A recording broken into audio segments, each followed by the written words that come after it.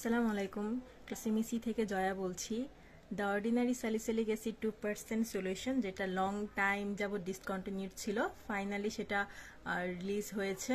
এটা গত মাসে 20 তারিখে ডেসিমি অ্যানাউন্স করেছে রিলিজের।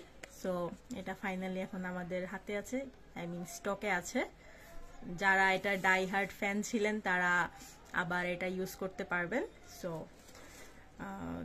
হিউজ পরিমাণ আমাদের স্টকে আছে, অর্ডার করতে ঝটপট ইনবক্স করে ফেলুন। এটা কিন্তু সেই ব্ল্যাক বোতলটা না, এটা যেটা অফ ছিল হোয়াইট কালার বোতল সেটা, দিস ওয়ান।